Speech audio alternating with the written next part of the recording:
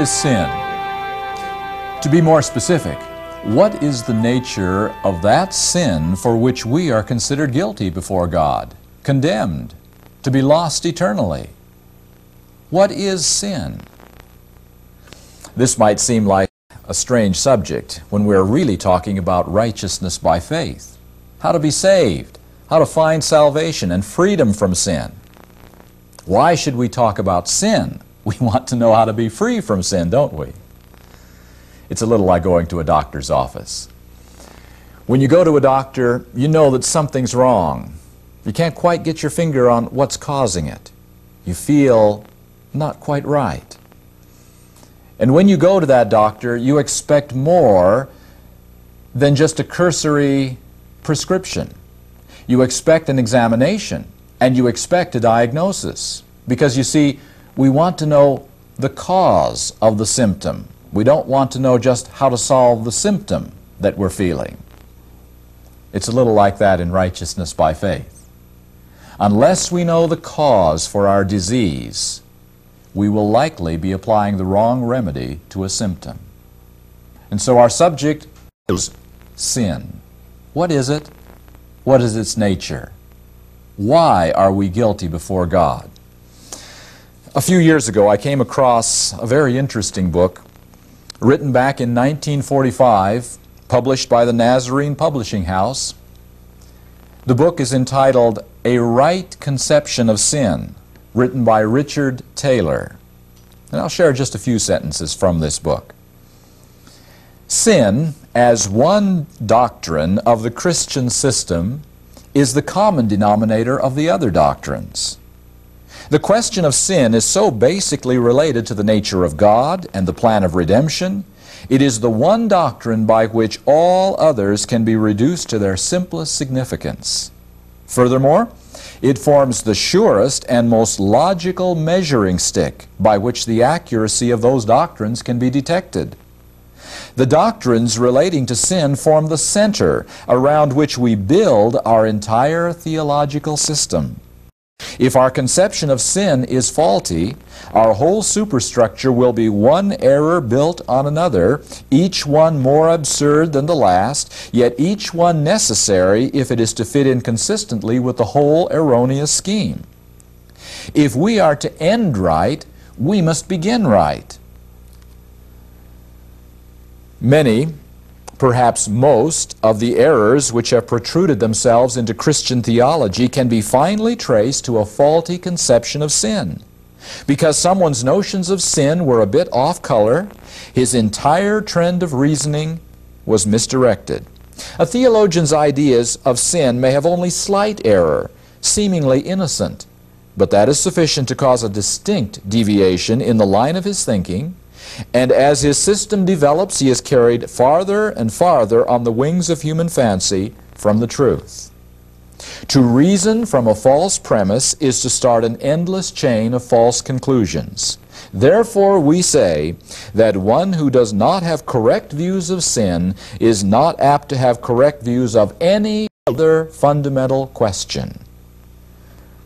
This will especially be manifest in regard to his theory of the atonement and God's method of redeeming man.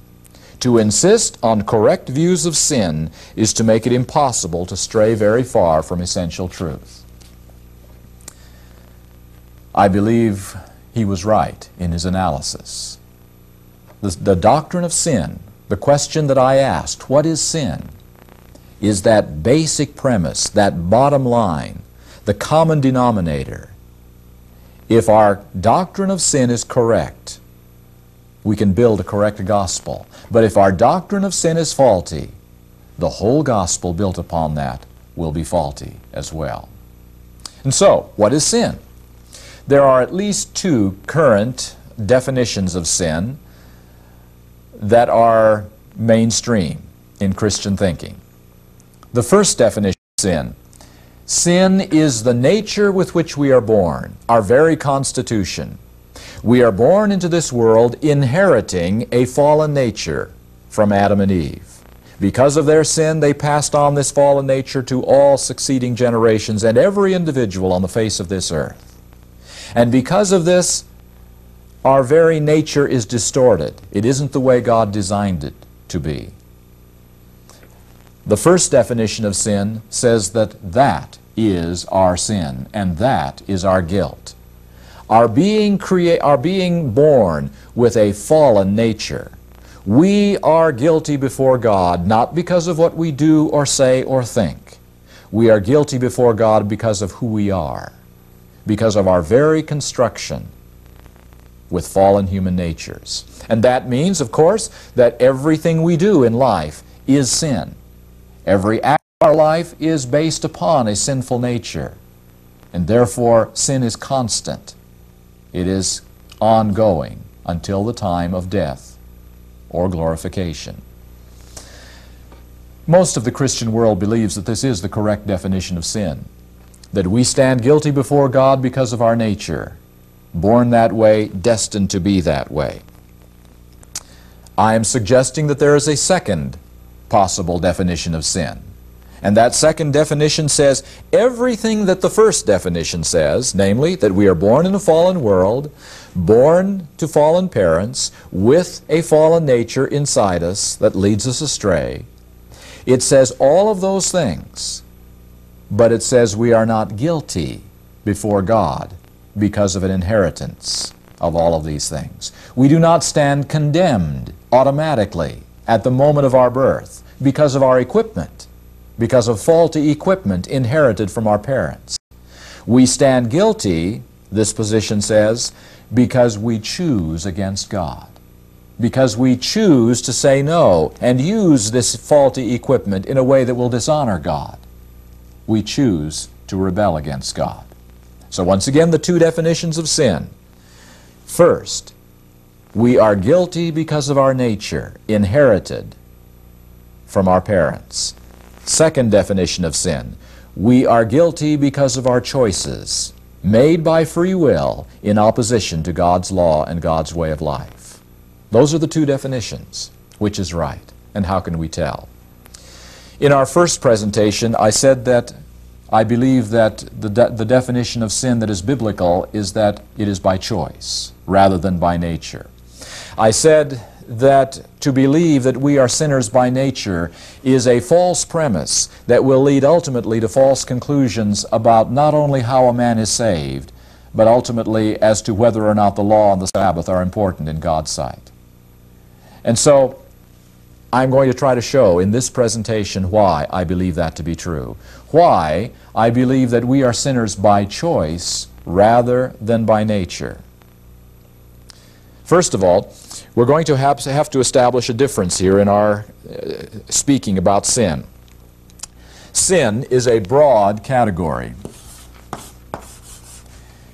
It covers a number of different concepts about what is wrong, about what shouldn't be, and what is amiss in our world. Now I'm going to subdivide sin now into two subcategories. The first one being evil, and the second one being guilt. Sin as evil and sin as guilt. Now what do I mean by those subcategories? We have a lot of things wrong in our world that God didn't design. Hurricanes, tornadoes, earthquakes, trees dying. All of these things are a result of sin. All part of the curse of sin. And yet we ascribe no guilt to the tornado. We ascribe no guilt to the hurricane or to the earthquake. We understand these as simply being results of living in a world of sin when calamity and destruction reign. Bring that down to the animal world just a bit. Some of you have a pet in your home that is a very strange pet to have. If you don't know about this pet, if you don't have this pet in your home, you know what I'm talking about. It's a cat. A very strange position for a creature to have. On the one hand, very cuddly and warm and soft, very affectionate, loving to cuddle up against on our laps on a cold winter evening, loving to rub up against our legs, knowing the rules of the house, knowing where it shouldn't go, knowing what it shouldn't do. And yet, you open the door to the out of doors, And you watch a change take place in the whole personality of that cat. Because you see, indoors your rules apply. Outdoors its rules apply. And outdoors it's really very simple. There are really only two rules that govern in the out of doors. You run from anything bigger than yourself, and you catch anything smaller than yourself. Life is very simple.